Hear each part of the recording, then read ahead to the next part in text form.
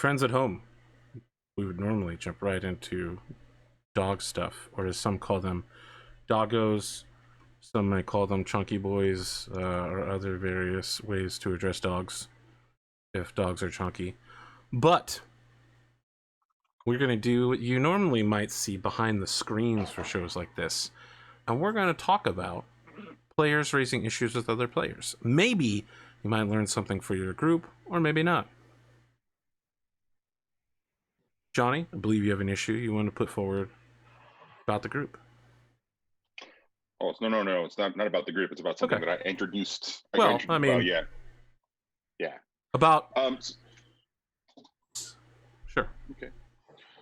So real quickly, in the last scene, Jarrell implied that certain things were women's work, or implied an element of sexism in into what he was taunting Bryce of the Brine into.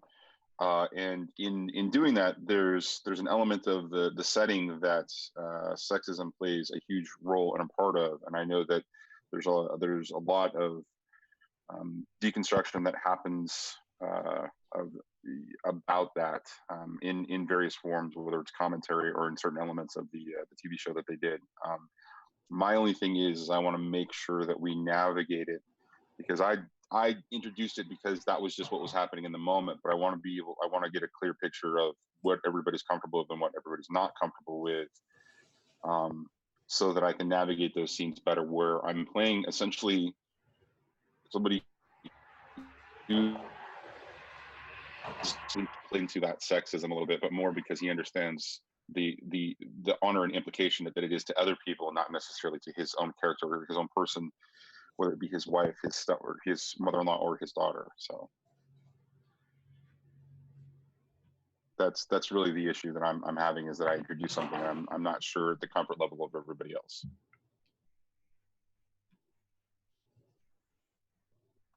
Well, I think it's a big part of the setting and the times, I guess you could say, and there are definitely very structured roles of men and women in this setting, and some of us are pushing those boundaries, right?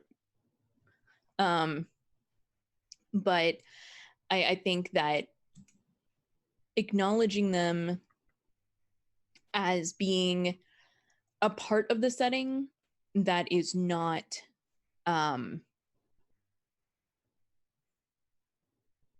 good, but still part of the setting, I think is fair, Yeah, I'm totally on board with that, and I definitely appreciate you saying something when that got brought up, and because we hadn't talked about it too much. That's important, and I appreciate bringing it up. I'm very much on the same page as Kelsa. I think that with our core group of characters, we're pushing the boundaries in some ways that I think having some element of that allows us to push that boundary with our characters. However, if the boundary isn't there, we're not pushing anything. Right, absolutely. But obviously I need to go into that with the, that predisposition that I am able to set that aside and have it be fiction in a way that other people are not necessarily able to. And so checking in and having everyone at the table be on the same page as I am with that was important to me. So I'm glad that at least we're there. I would like to hear you weigh in on this, Cotton. Sexism was a thing back then. I expected to see it. It's part of the time period. I don't care if we have it or if we don't.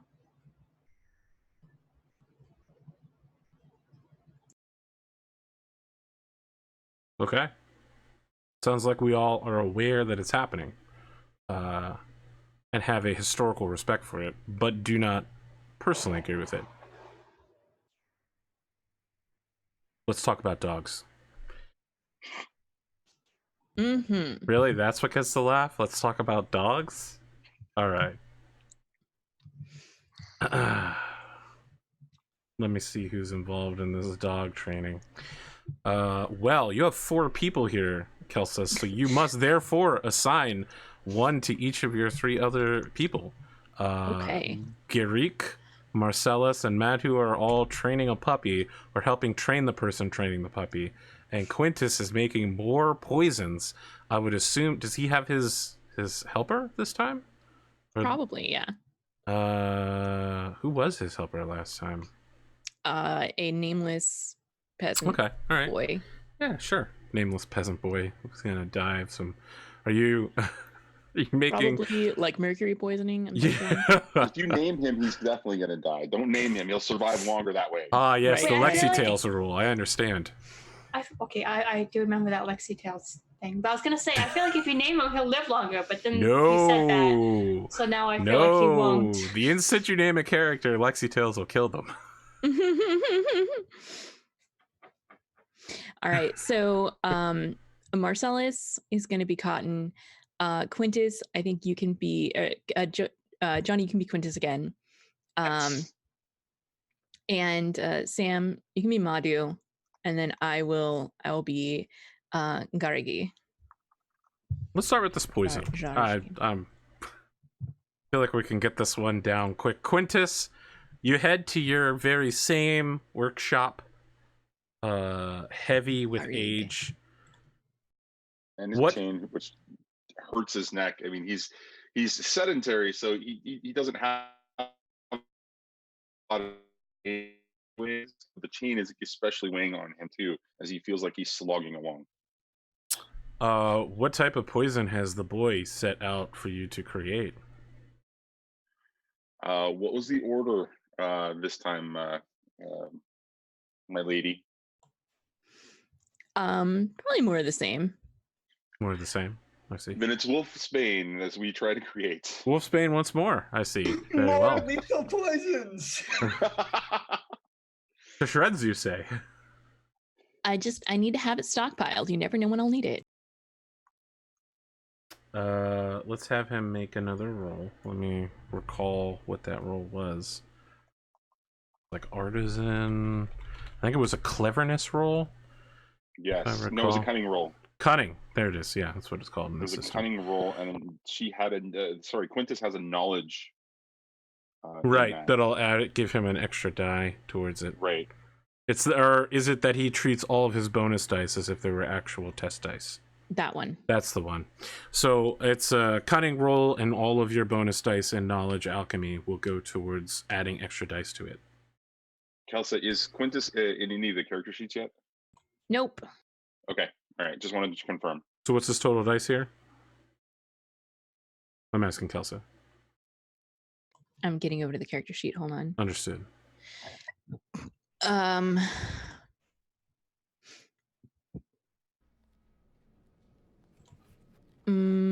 I've got 2 bonus dice in alchemy, Mhm. and I don't think I get the 2 bonus dice from Streetwise though. No. Not So it'll even be close. 6 dice. You have a 4 cunning? Yeah. Very well. Quintus does have a 4 cunning. Yes. Yep. All right, make your roll.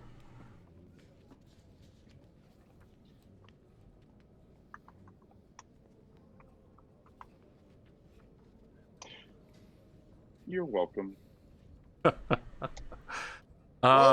This time around,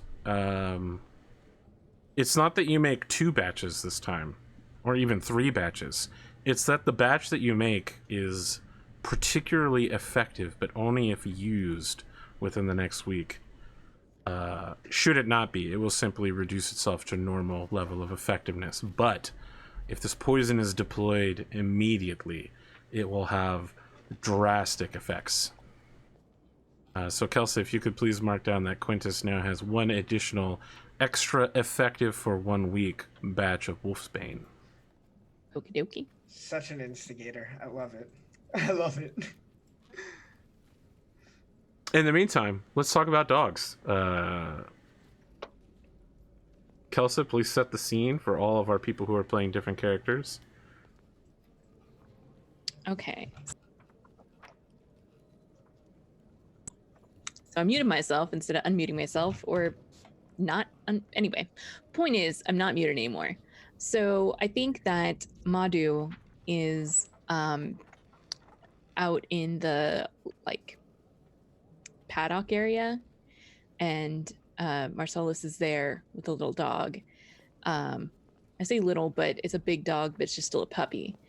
And Marcellus comes out and is like, it's time. And Garig is, she's Marcellus's age. She's wearing her little dress, and she's not supposed to be out in this area, but she's like sitting on the fence and like watching Marcellus play with the dog.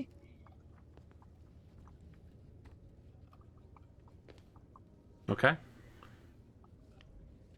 Why don't Do the you three wanna- of you tell me about playing with a dog, I guess?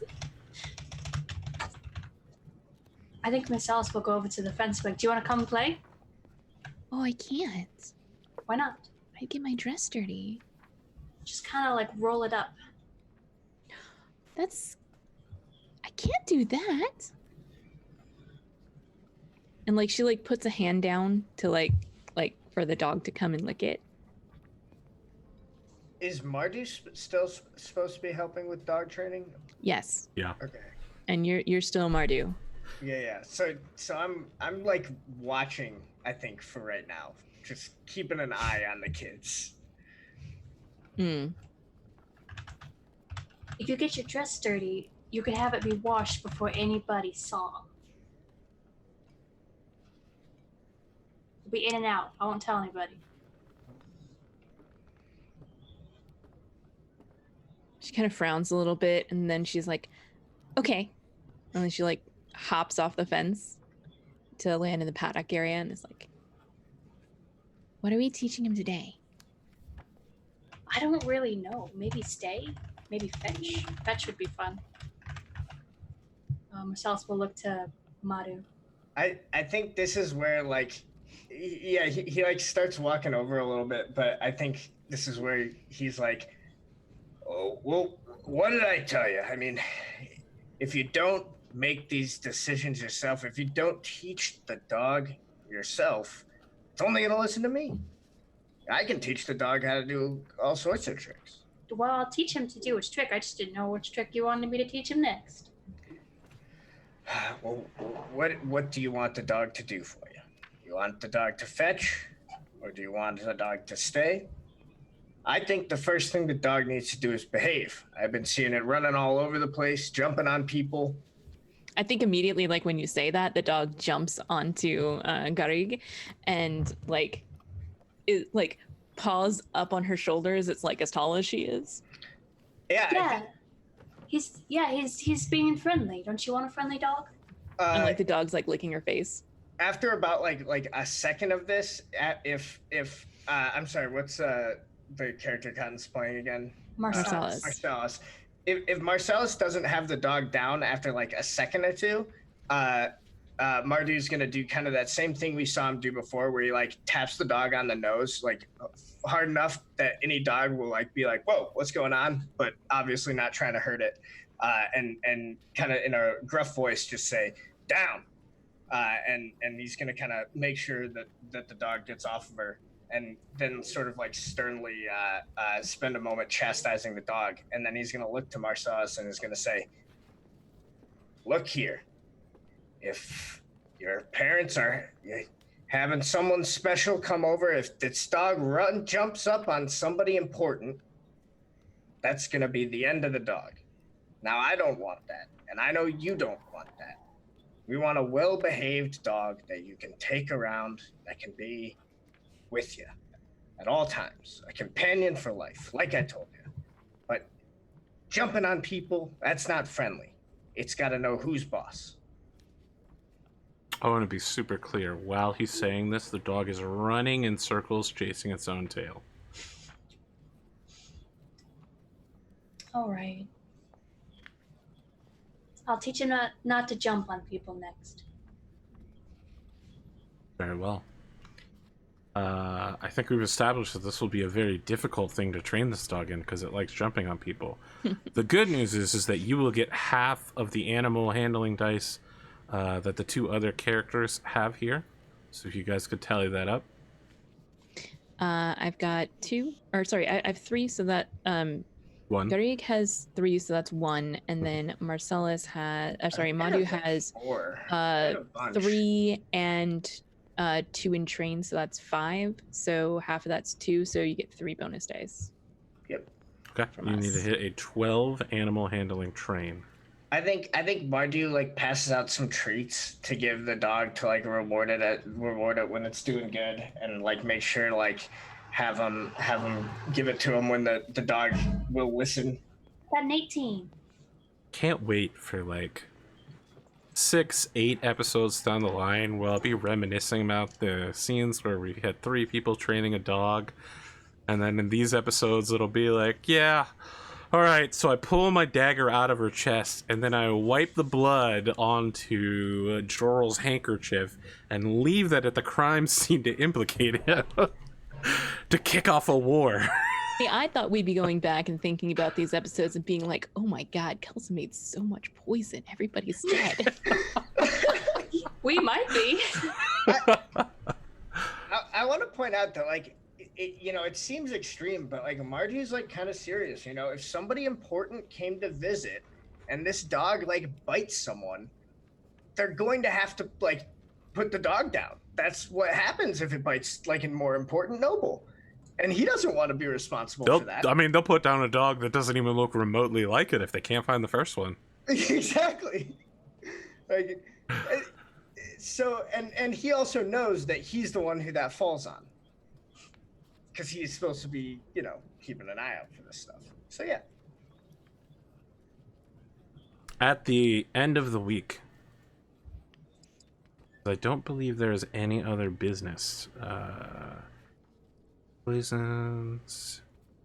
I guess the last thing we'll do before the feast, the day before the feast, when ships are arriving ahead of the fleet, sending word that there is a fleet coming, Maester Jensen of the North is engaging in market manipulation, laying down the last groundwork with the merchants in order to spike prices locally, in order to gouge the foolish Easterners of all of their hard-earned coin.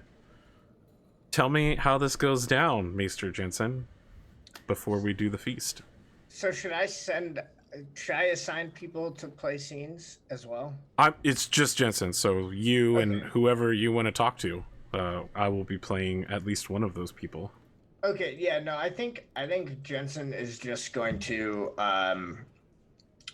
man, who would he probably has like there's like a series of different like merchants and stuff that he like has to like go talk to, right? It's like it's not like there's like the federal bank that like issues a decree and everyone does it, right? It's like he like has to go and like go over the books of like all these merchants and like see what he's collecting in taxes normally, and like kind of like try to get this information out to the people.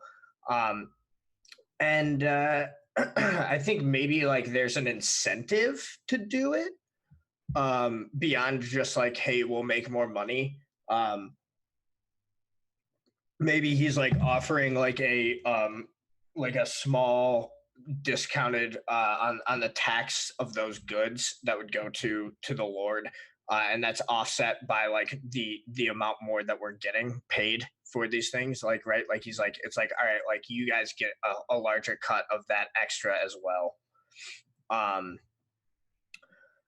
And yeah, I think that's like really what it is. It's like very middle management, like kind of taking the big picture thinking of the Lord and like going to all of the merchants and lay people and making sure it happens. We will represent this as one role, speaking with one person, but it will affect all of the merchants you speak with. This merchant's name is Kamal. He is regarded as one of the big 3 food movers in the region. He does a lot of business with the Palamedes and beet trade. So he traditionally, the foods he sells are luxury goods that the nobility and knights would be acquiring. Getting him on your side is basically fundamental to pulling this off. So Kamal is meeting you at like a tea shop in the back room and slightly elevated, right? We're talking stone building, kind of, reddish brown walls, very desert feel to it. Open windows with breezy curtains put in place that are white in order to reflect as much heat away as possible. He's sipping from some sort of heavily scented tea with a little bit of sugar added to it, and he says, Mr. Jensen, this scheme that you would have us employ, I have to tell you, you are asking a great bit of all of us merchants. I would have you know, and I think he's like dabs himself with this like handkerchief. I've described him last time, but Jensen's from the north and like doesn't do well in the hotter weather. And so like, yeah, he's like constantly like red faced and like dabbing himself with this handkerchief. And he's like, it's not my orders. These are straight from the Lady Dominga, you see. Now, do I agree with these orders? Of course. And should you? Absolutely. Now, let me tell you why. We're all going to make money off of this. Everyone who wants to go to this fancy Malivar tournament that you and I don't get to partake in, well, they can benefit you as well. So, like, he continues to sip at the tea and says, you may not be taking part in it, but I have quite a vested business interest in the success of the tournament. Let me tell you something. This scheme that you are playing out, the reward seems so small for the risk. You don't call it a scheme. It is a... Meister Jensen, come now. You have spent much time in Dorn. You are practically one of us. You may... Business practice. Look, you are even as submerged in water as a turtle. You may not have our blood, but you spent enough time among us to know how to go. Call a scheme a scheme. Call a spear a spear. Look, here is the way of it, the way of things. If I engage in this particular bit of deception and it goes poorly, I could lose business at the tournament, but more importantly, if any of my competitors undercut me, I could be losing out serious money. I would need assurances that everyone would be involved in this scheme, and that the rewards would be worth losing any possible business at the tournament. You understand, Meister Jensen? Dominga may control these lands, but I merely pass through them on a regular basis. She does not control my company. Of course not. And we do understand the position you are in. However, I know that you would prefer not to have the House of Tortuga's displeasure on your business, and I'm not saying you will, but let me paint you a picture. Not only can you make money here, but when Efren is the talk of the tournament with Mustafa, when the houses of Tortuga and Tartaruga clean up at this tournament, your windfall can be double.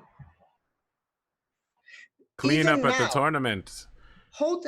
The odds are not with you, my friend. I have seen the tables. I have placed some considerable bets myself. I believe you will find that Ephraim will not be doing particularly well. I have put my money on Lord Jorrel for the joust. You may doubt him in the joust, but in the melee, he is... Oh, in the melee! I have placed so much money on Bryce of the Brine. An unreasonable amount.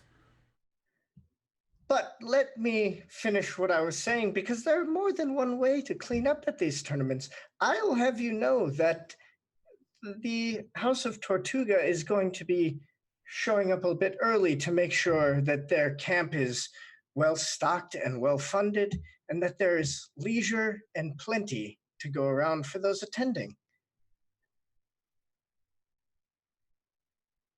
And I think all I'm saying is I can make sure that you benefit here and at the tournament, all while lining your pockets with gold. I want Just as long as you- exclusive rights to serve the Tortugas and the Tartarugas at the tournament. Exclusive rights? You must be crazy. I'll tell you what. We'll let you cater. What's like his specialty? Does he like? Is he like? I know he's kind of Sugar. everything, but okay, sugar. I'll tell you what. We'll buy nothing but your sugar when it comes to these specials that are being baked. But I cannot give you exclusive rights over the entirety of the catering. It simply cannot happen. I'm hearing a lot of compromises and half measures, Jensen. This is displeasing to me. I tell you what. They're going to need sugar for the drinks as well. You know how these lordlings are, especially those in the Reach. They like their sugary drinks. I'm sure they like alcohol as well, which I deal in. Half the alcohol. Make a opposed bargaining roll. Persuasion bargain. Oh, he doesn't have that. He has convince, not bargain. That- I'm just thinking the by the book maester. So Yep. Yeah, well, this guy has bargain, and yeah, he's no, that makes pretty sense. good with it. That makes sense. I hope you roll well, or you want to invest some destiny points in this. How does that work? Ah, excellent question. I have a handout called Destiny Points somewhere. So you can either spend them or burn them. Two different handouts. So you can spend a Destiny Point at any time, even when it's not your turn. In order to influence rolls, you can gain bonus dice. You can convert one of your bonus dice into a test dice. You can lower an opponent's die. That's some minor stuff. Spending it in that way, it will eventually recharge. When I, the narrator, believe it is significant, everyone will gain Destiny points back. If you burn the Destiny point, it's lost forever. But doing so, you can add +5 to your test result. You can automatically succeed at the test. When defeated, you can decide the consequences of your defeat. So, for instance, if this guy completely blows you away in the roll here, you can slink away without too much dishonor. Is there any way to like get bonus dice from like other things you're good at? No. No? Okay. Cool. Because each of the sub skills are so, sub skilling, which is why they I'm cost. wondering if I could like remember something specific about this merchant or something, because he has good memory. If we were in a longer intrigue, one of the more complex intrigues, such a thing would be possible. But we're just making one roll to cover everything. All right. Would you like to use any Destiny points here? He only has 2 Destiny points total, so I'm just Very well. 9 is all right.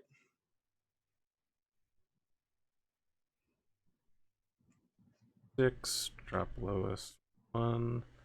Whoa, he's amazing at this. He Oh! demolishes you in its 2 whole stages above. He puts his tea on the table and says, "This bargain, it doesn't work for me. It's not going to work for any of the other merchants either. You are asking 3 snakes to sit in the same basket with a delicious piece of meat in it and not eat the meat. But if just one of them puts their fangs in the meat, the poison will kill the other 2 when they eat it. We are snakes. We are Dornish. Maester Jensen, if you wish to entice us, you must offer each of us a piece of meat that is suitable to us. Do you have the capability to make such offers? Or is this half the alcohol? Hope no one betrays the other. This is the best you can do?"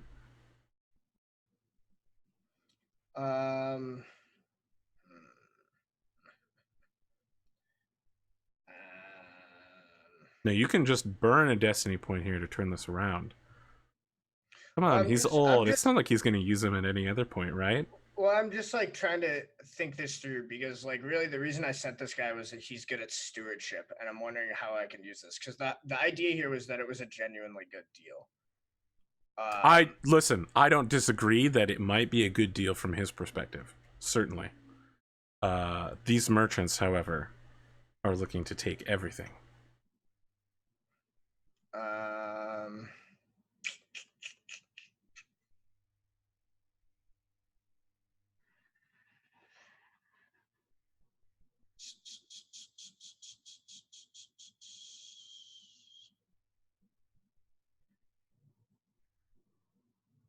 Could I?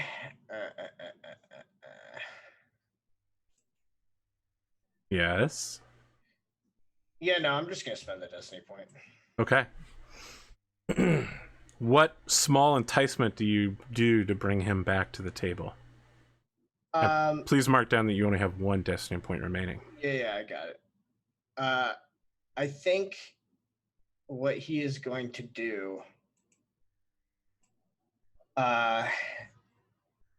is he is going to basically I think he just like gives them he's what he's going to do is he's going to say, I tell you what, I will give you the ability to cater 100% of the alcohol, and you are going to make this deal. So he looks at you in the eye, right? And there's a moment of tension. Probably the Tortugas theme is playing on the screen.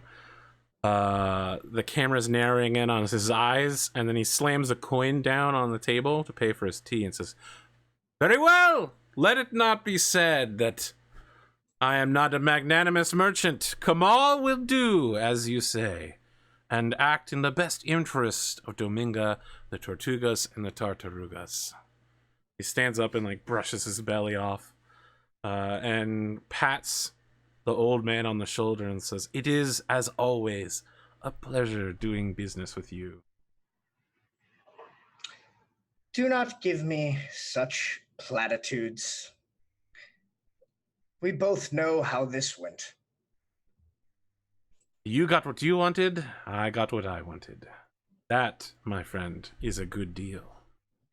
Yeah, I think he walks out of the building, kind of dabbing his face and cursing a little bit. Jensen knows that this didn't go well, and that he's gonna have to answer for it, right? So he's not crazy about how this went, but you know, it is what it is.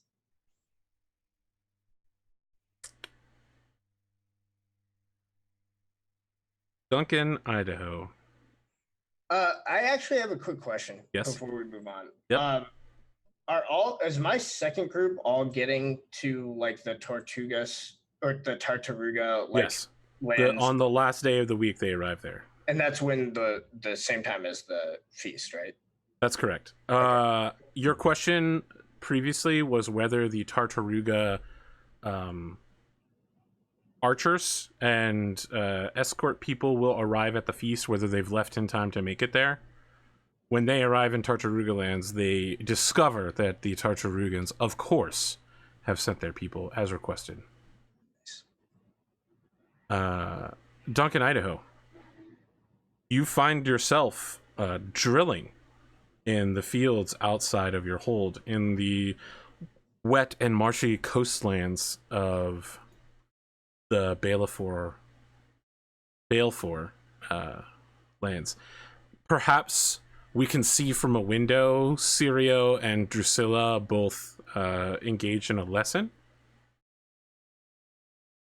But a rider comes forward with very high speed, leaving a dust trail behind him, in haired colors, moving towards Duncan at highest of speeds possible. Okay.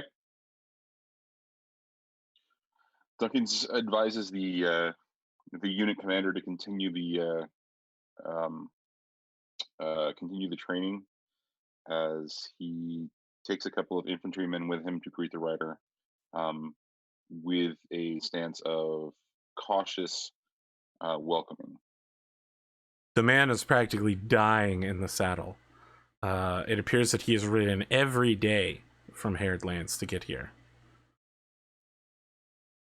And he accepts water, breathing heavily, and says, "Are you Lord Haired?" I'm sorry. You wear the banner, or you wear the colors of House Haired. Sorry, I may have meant Balfour. Are you Lord All right. Balfour?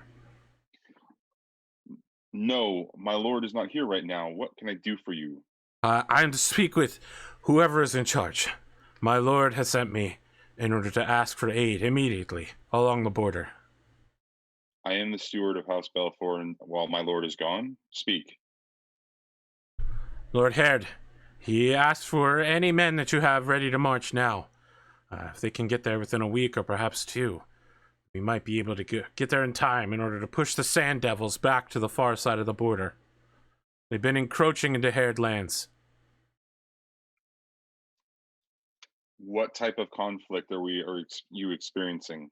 Give me all of the details. They call themselves bandits, desert horsemen with bows, besetting our people along the border, stopping our merchants and taking their things.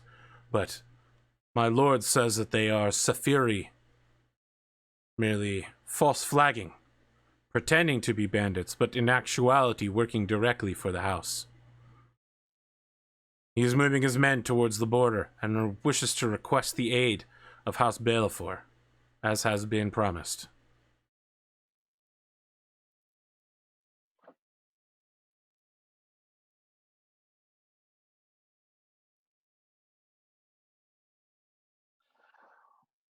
Duncan looks the man up and down, assessing the situation, taking in his demeanor.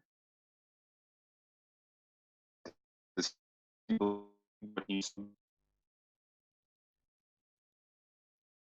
Sorry, I lost that. Yeah, I imagine because we wrote it down on my side.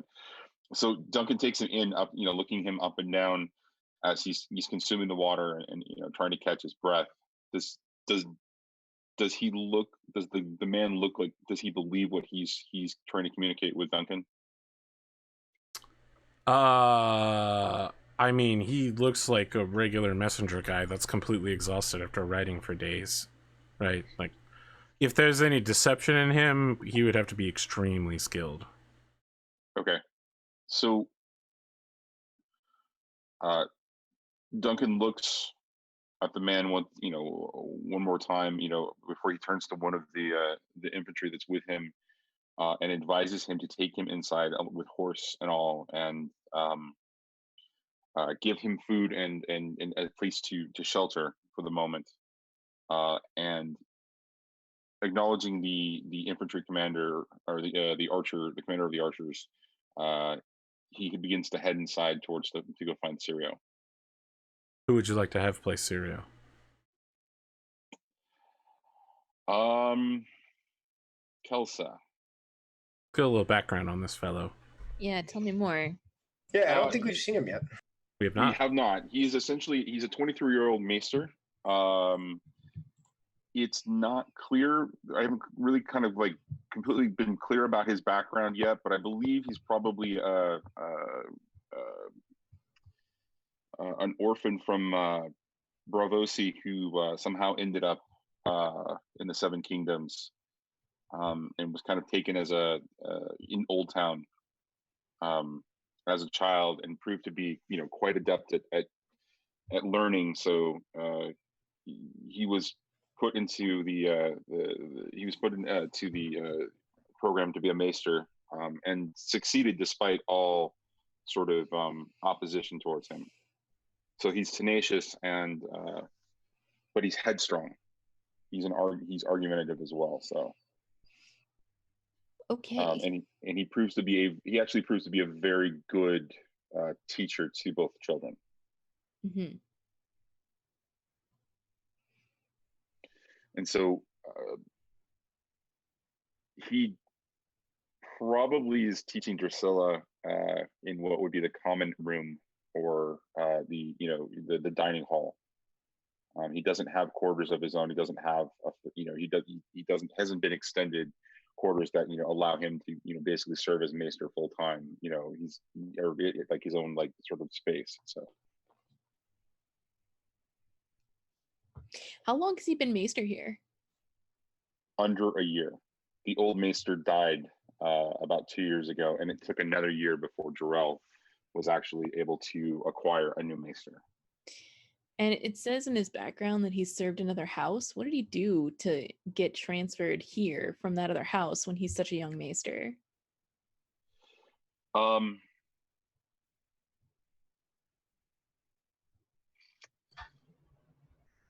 think he copied my sheet to get the layout, and that was from mine. Okay. I did, Gotcha. but I like the idea of this because I'm going to say that he was caught. He was caught having a dalliance with one of the other servants of the house. I see. I'll leave it up to you how you want to portray that or bring that into the fold. We don't need to necessarily talk about it, but it's good to know what that was. Mm-hmm. But it may come up, it may not. We'll see. So yeah, like I picture he's like probably like watching Drusilla like draw letters on a chalkboard, and then like has one of those like little pointer sticks and like points at every mistake and be like, no, try again.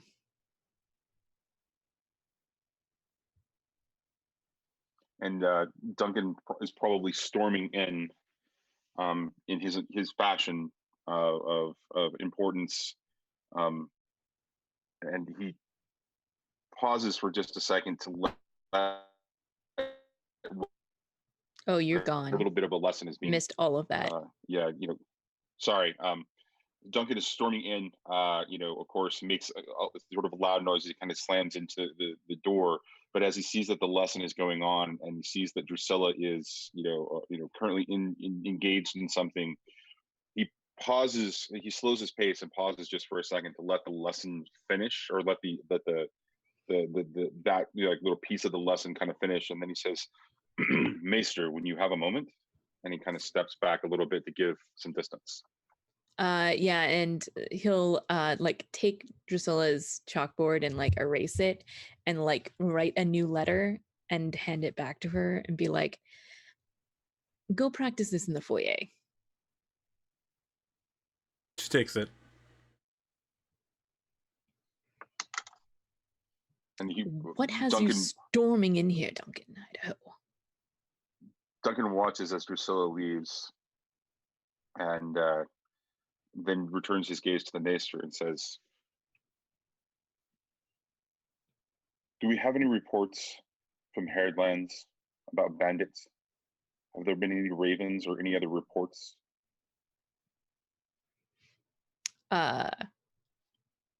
There was a report just a few minutes ago. Well, I don't know about that report. Has there been any other ravens or anything coming in? So the Haired don't have a maester, and they don't have a rookery, so they don't send ravens. Welp. Yep. You'll recall that last episode they rowed a boat to talk to the Balefors. Yeah, I think that's what I'll say. I'm like, the Haired don't have a maester nor a rookery. I can't expect there to be any ravens. I'm not concerned about the communication with House Haired itself.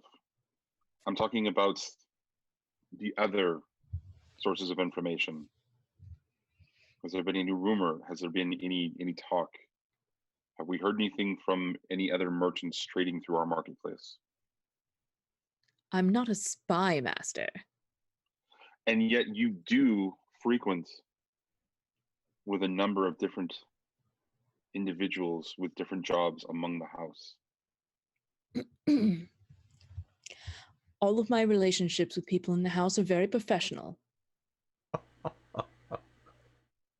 Duncan, holding his like steely sort of like steely gaze,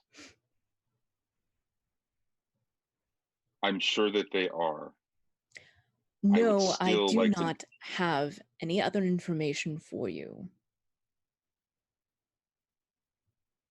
What has you all in a tizzy?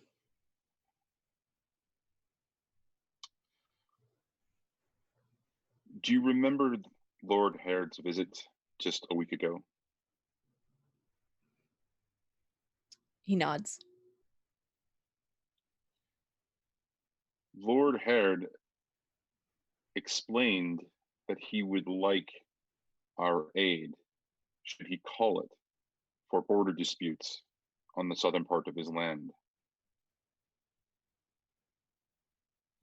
He made sure to test the loyalty of our Lord. And there's a little bit of condescension in his voice for Jarrell, but he kind of looks away for a second and comes back to it, and he says,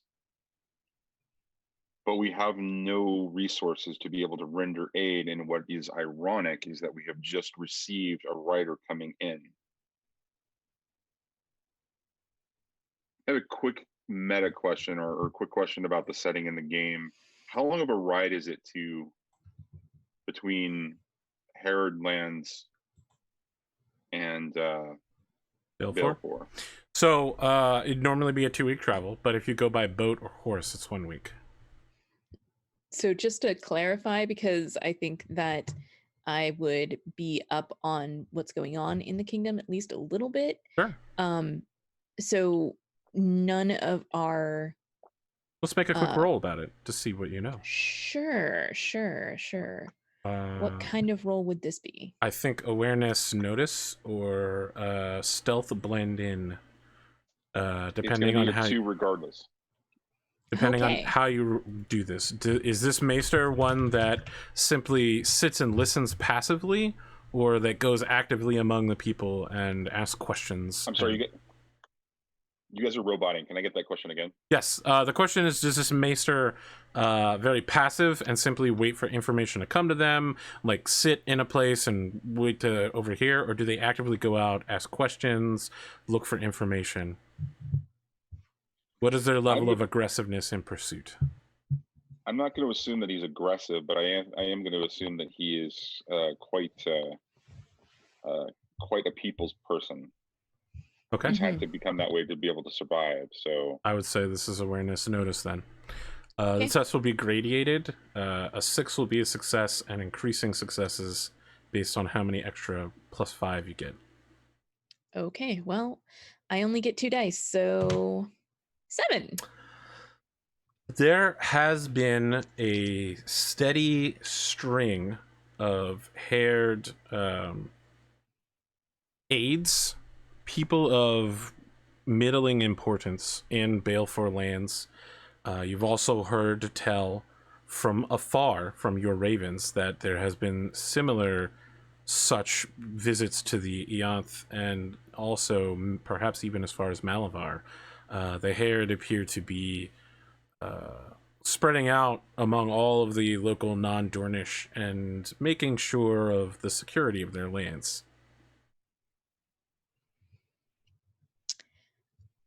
From what I have heard, just in passing, it seems that the herd are desperate. They're asking everyone for aid. is anybody rendering aid to them at this point? Or that are they I have being... not heard.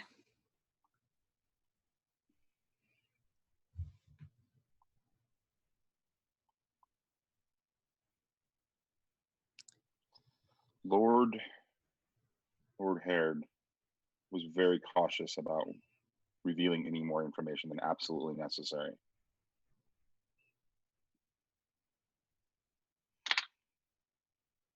What do you recommend, Maester?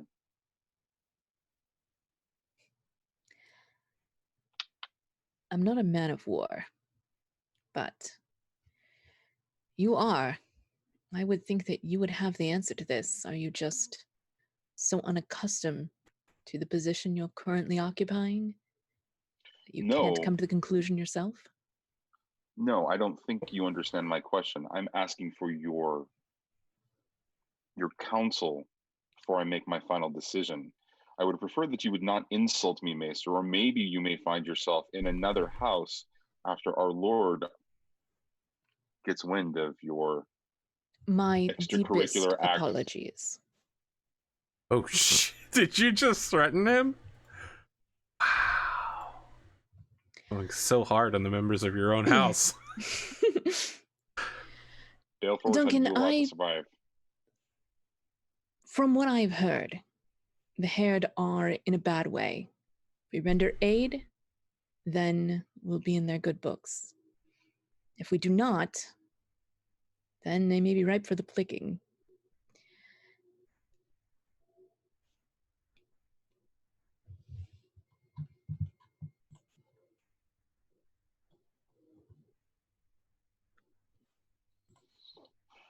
Duncan turns away from Sirio, takes a number of steps away from him, turns and says, I understand that you are not capable or you're not, it is not your skill to be a spy master, but I do need more information. I will do what I can to placate the situation until we can not only inform our Lord, but also provide some sort of reassurance to Lord Herod. And who will take care of Drusilla's studies while I am out and about on this mission for you? Drusilla goes to bed at 7 or maybe 8. I know you spend your nights well beyond that time period gallivanting. Maybe you can find some time, or maybe you can find some company who can actually help us in this situation. Turn your proclivities to an asset.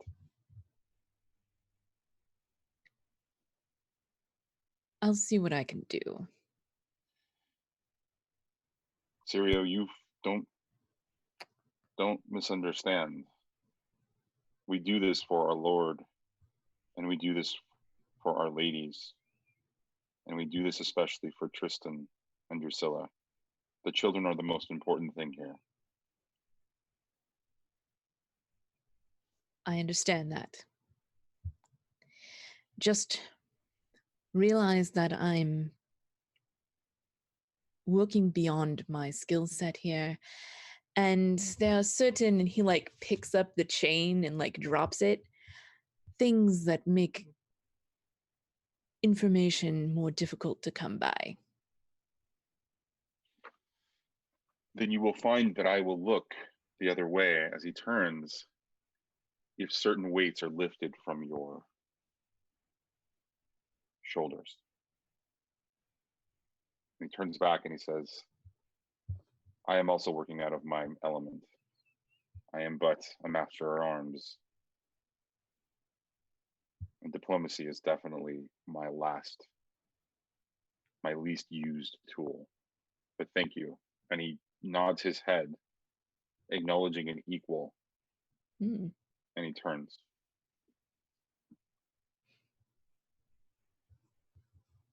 All right, you get a slightly deeper like half bow since you're currently in charge and do technically outrank him. So he gives you back that inch of respect. Just 1 inch. Just 1 inch. Slight. Where do we go from here? Are we doing further investigation? Are you setting out to aid Duncan, as you have been called? Yeah. I'll go and do some investigation. Very well. You're waiting until nighttime to move among the people. Talk to me about the setting here. Does Ciro have any stats? Are we going off of the Maester stat book, or is Base he just... Maester. We're going to go off the Maester stat book until I can do something better for him. Okay. Let me pull that up then. Not particularly overwhelmingly good at such things, but No, not particularly. Not particularly. Okay. Hmm.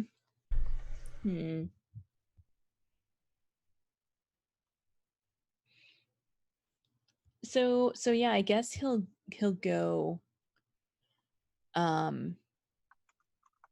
he'll go out and I guess persuasion, like try to schmooze some information out of people.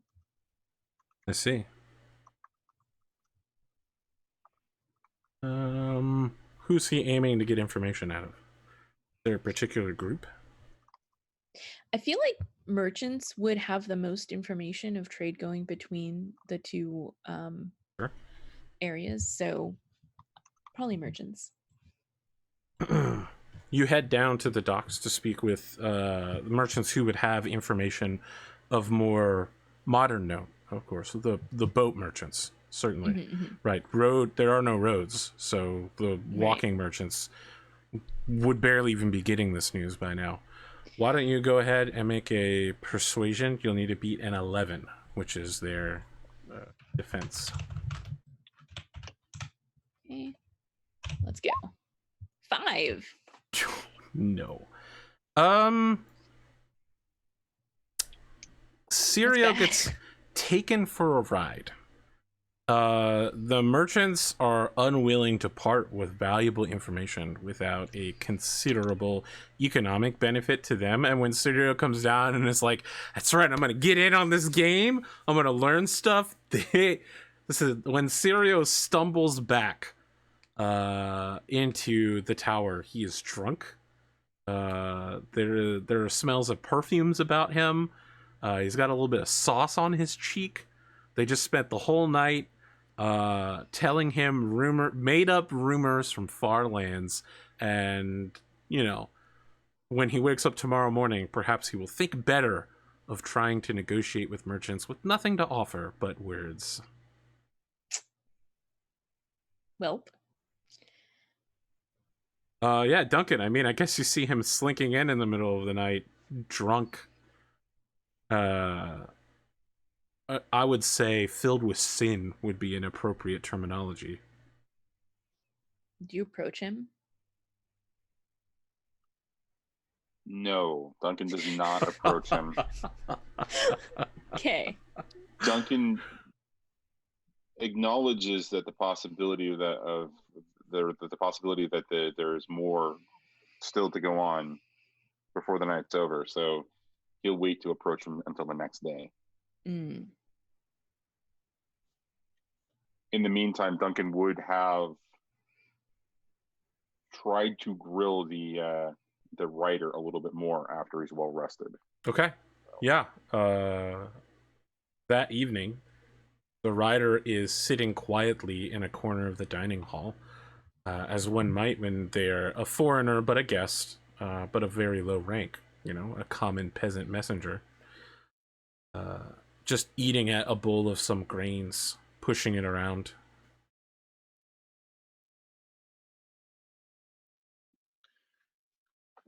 So Duncan would come up and approach and clap his hand on the writer's shoulder. Oh, he's startled when you do that. He's like, "Whoa, my apologies, Duncan." No, Master at arms. No, it's perfectly fine. It's fine. I startled you. I apologize. I realize you've had a hard ride. I hope you found that you've been taken well care of and have been given what you need to rest.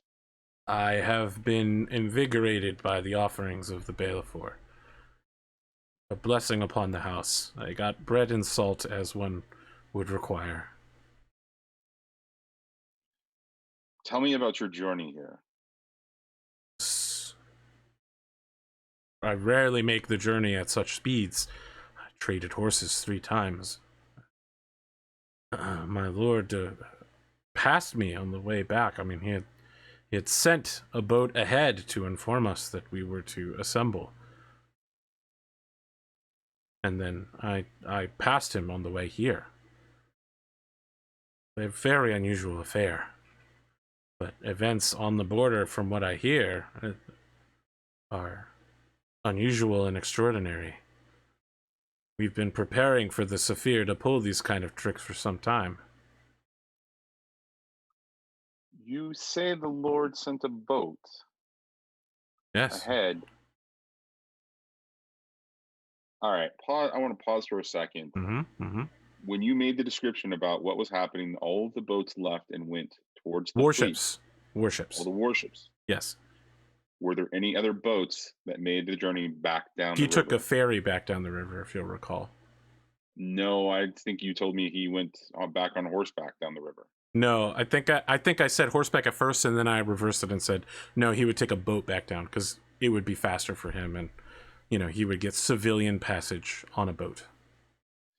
He would get civilian passage on a boat, but that was the only boat that he took. Like, Correct. it was the only boat that went that direction. Yes, that is Duncan's recollection. And so this particular writer says that he sent another message along a boat.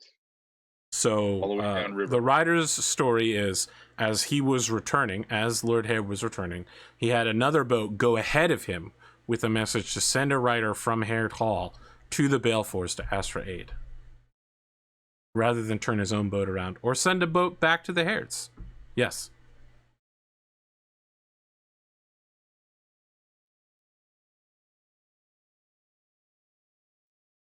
Duncan looks at the man, kind of assessing the situation, and says, "What is the current state of affairs at your lord's hold?" We have been, for some time, harassed by the Saphir raiders that my lord has seen through their clever ruses and preparing to secure our border. Things are orderly for now. Do you run messages between your lord's hold and the border? As of late, I have been escorting people from here to Yantlands. It is a long journey, and they require escort. I'm sorry, can you repeat that again? You roboted out for me. Yeah, so he's normally been escorting people from Herd to Yanth and back as like a escort guard. And so this mission is outside his normal route. Okay. What have you heard about the troubles from the men? Now, I understand your lord has asked you to do this, but you and I, we've been on the front lines. We know what this is. We know conflict from rumor. We know what happens on the battlefield and how spooked some soldiers get. I don't imagine that that's you and I, though. Tell me. You're like, I am one of you, friend. There's a lot of that tonight. Right, exactly. He says, I admit I do not spend as much time at the Haired Halls as I would wish. But our men are strong and prepared and organized, and we will no longer allow these Dornish raiders to cross over our borders and harass our people.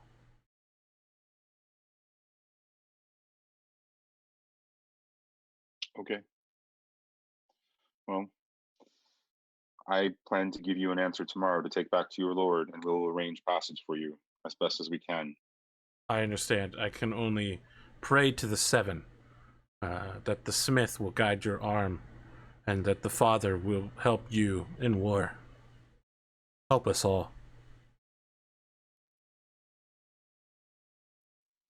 And he shakes his head.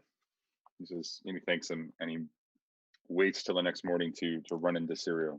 And we're going to cut over to Eonthlands for what I think is probably going to be our final scene. Next week, we'll be doing the resolution of the Balefore and the Tortugas. I've assembled a list of Tortugas attendees so that everyone can make a plan for who they would like to play.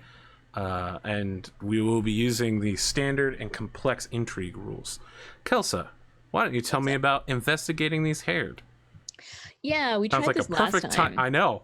This is the perfect time of the night in order to do it. It is. Right All at the end, now that people are getting committed towards this haired Safiri conflict. So Arja is going to try again. Last time, she missed her opportunity to speak to someone who was more higher up in the hierarchy, and wasted some time listening to some people who didn't really know what was going on. So I think, yeah, I think this time that she's going to be a little bit more direct in finding someone who is going to have more information, and twisting it out of them. Okay. So I think again she's going to put on her commoner disguise.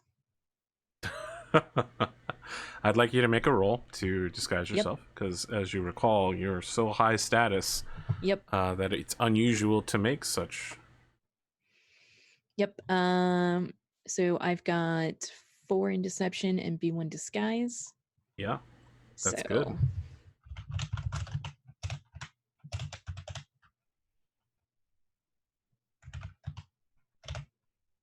Oh yeah, 14. a whole extra point will get you from 3 status down to 1. You Perfect. now can hello fellow kids yourself into the common people's presence. Doing it. All right, I'm going to try to find myself some I'm going to try to find myself some more haired insurgents. I mean apes. Insurgents?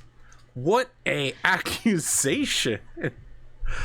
You travel throughout the lands of your hold, and we see once more that cavalry are out in the fields, protecting the people and making parade motions through it. Your archers are out training, I believe.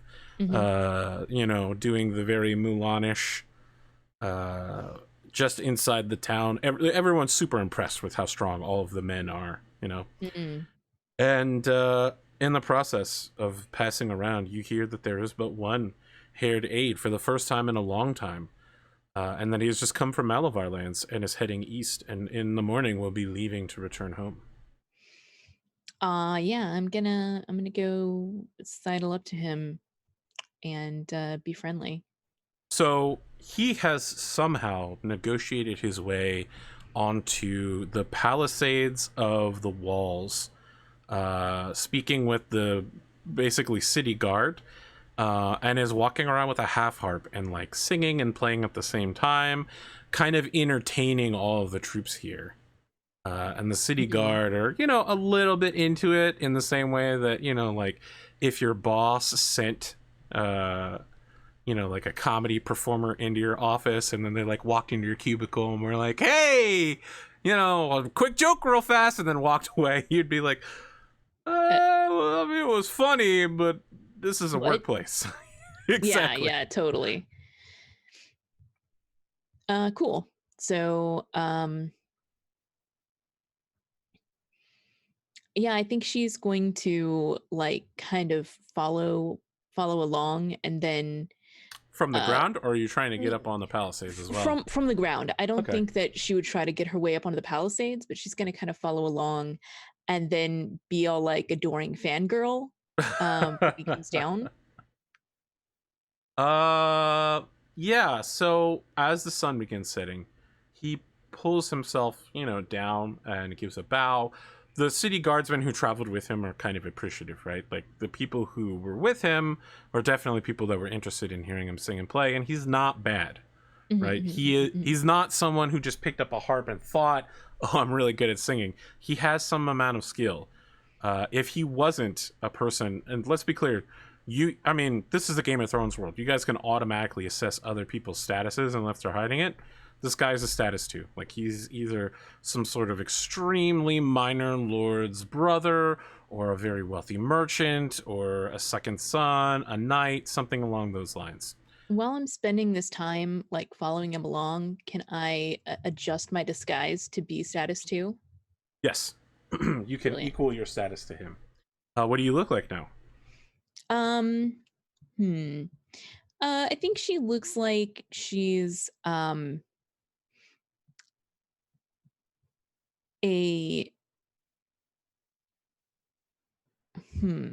like what are some other good examples of status 2 for women? Excellent question. Status 2, House Retainer, Lesser Merchant, Acolyte, Maester, Hedge Knight, Foreign Merchant Prince. Yeah, so probably like maybe um like maybe an older daughter of a merchant, like someone who hasn't an affluent family, but not really much for herself, but still gets the benefits of being part of that family. Okay, interesting. So he hops down. Can you give me a physical description of this woman? Gosh, I don't think I've actually made one. Excellent. Why don't you just make one here on the spot, and it'll be canon, and it'll never change. And it'll never change. I think that she's probably average height. I think she's actually very average looking, especially in this guise. I think she probably has I think brown hair would be common in this area. And dark eyes that might be brown, or they might be like an odd shade of green, but it's hard to tell, especially in this light. Yeah, I think she's not spectacularly beautiful, but she's got potential, you know. She's the girl with the glasses and the baggy shirt that needs the makeover in the teenage movie. Please no, Kelsa. No, this is the worst. I hate You're this welcome. trope. They take the glasses off and suddenly the hair is super wavy. Oh, this is the worst. She also has, like, for some reason, just like absolutely perfect hair, because everybody in Game of Thrones has absolutely perfect hair. I wouldn't say everybody has absolutely perfect. Theon Greyjoy? Only after he gets tortured. Yeah, I mean, no, before he had like then, weirdly wavy curly stuff. I mean, what's wrong with that? Season 1, the imp was rocking this weird hairstyle, right? I mean, later on he gets the full beard and he starts looking very distinguished, but in season 1 he's trying to pull off the Playboy look and it's not working for me. He just has like Jamie's hair. Yeah, he does. He just has this kind of obviously bleached hair. Okay. This man walks down the stairs and stops in front of you, holds his harp in both hands behind his back, and gives you like a full body tilt bow and says, "Madam, your playing was quite something. I have heard hear that. You even down on the street." Why, that is the purpose of playing in the open, yes.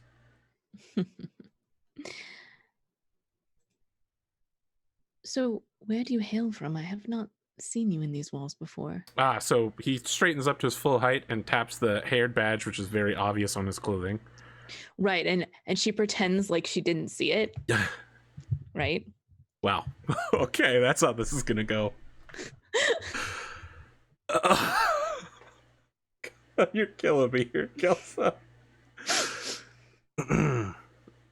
Yes, astonishing, I know.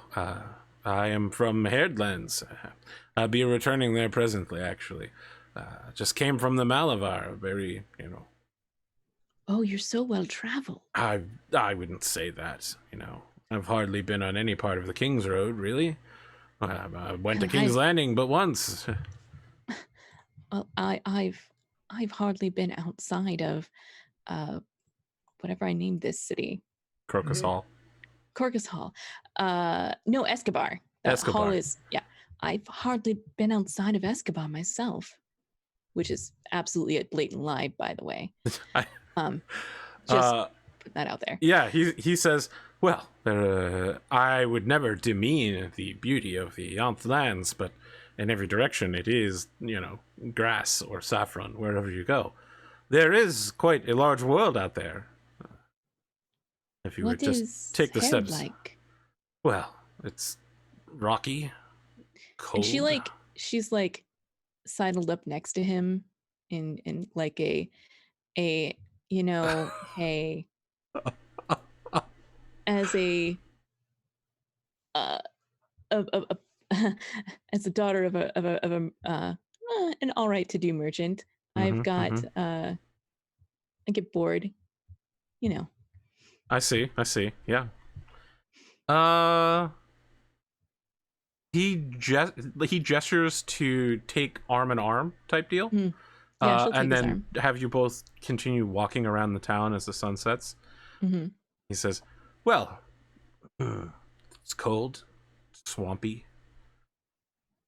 There's not a lot of people, Oh, but we get some very nice goods coming in from the ports. You meet a lot of interesting people.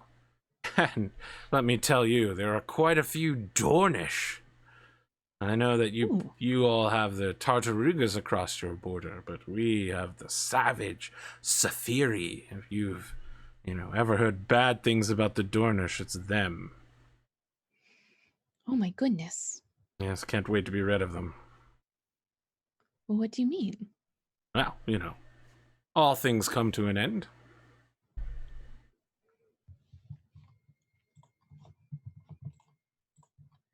And she's going to play like completely dumb on this, like like I don't understand. I would like you to make 2 rolls to determine how the rest of this conversation goes. Okay. The first, I would like you to make a deception. I feel like disguise. No. Sure. I feel like Or just act? deception with no. Well, act. Yes, deception, act. Yeah, Certainly. we'll do that thing. I'm It's guessing the you same. have act dice. 15. Yes, sure do. that's good. That is a passing. Next, I would like you to make a persuasion seduce roll. Okay, I'm less good at that. Do you have But- bonus dice in this? I do not, Well, but I do have 4 dice. 4 dice is certainly a lot. Especially when I my rolled 2 God. 6s. All right. So I just want to set the stage for the beginning of the next episode. This guy is pulling you towards the inn that he stays at. He is extremely well taken with you. He considers you, the kind of person with whom he could have a night's fling with and impress with his worldly stories, and he does not see through your deceptions. Beautiful. Friends, that is the end of this particular chapter tonight because we're ending a little bit early.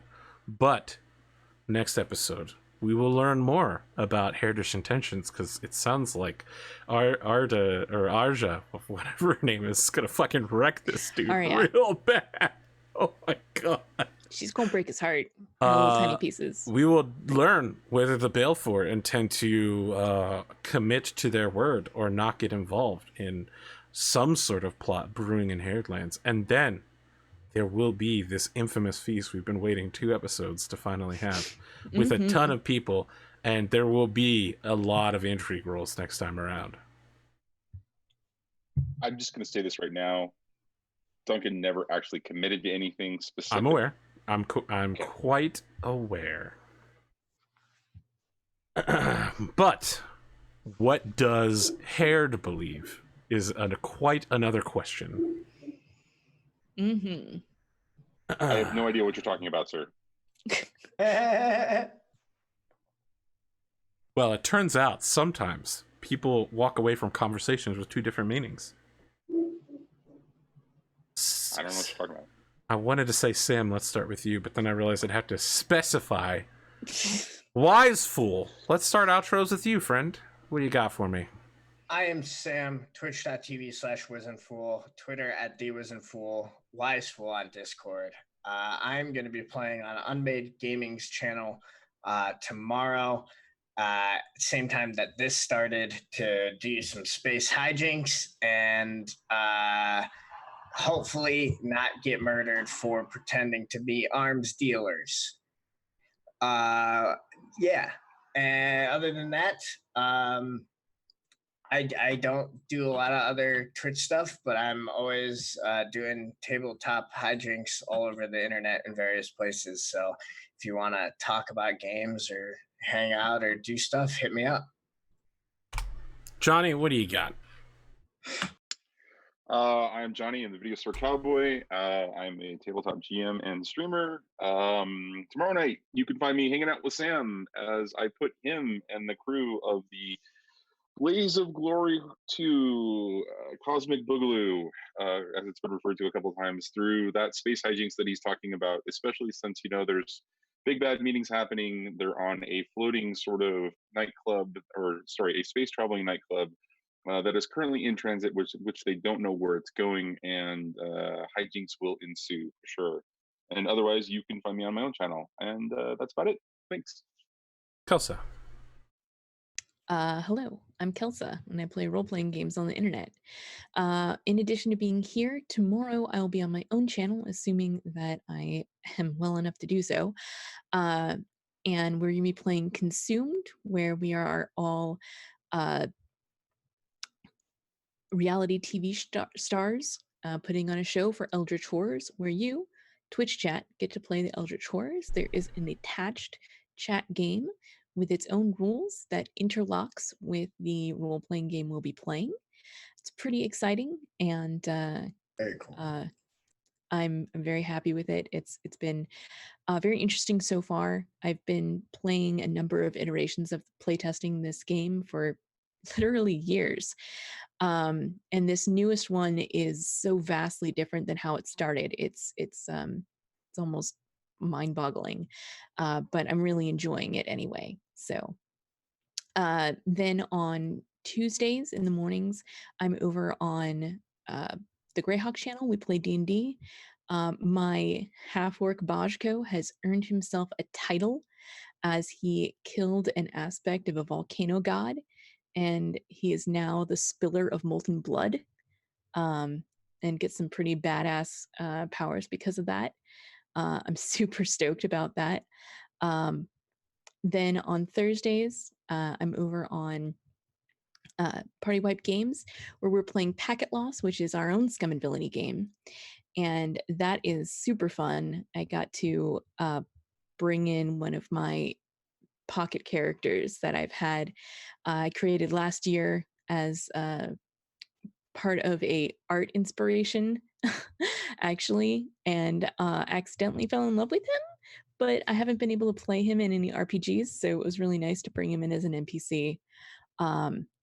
Love it. So that's what I'm up to when I'm not here. You can follow me on Twitter @Kelsa, Twitch and YouTube. It's Kelsa Delphi. If you follow me on Twitter, you should be warned. Occasionally I post pictures of spiders, but more often I post pictures of my cute dog and also talk about when I'm going live with stuff. That's me. Why do y'all always have to talk about fucking spiders on my shows? Because Yeah, I literally posted a spider like yesterday. Why? What is? Please. I love describe it. spiders. They're Spiders are beautiful. adorable. They're absolutely amazing. Last time someone talked about spiders on my goddamn show, I woke up the next morning, walked in the shower, and there's a fucking spider there.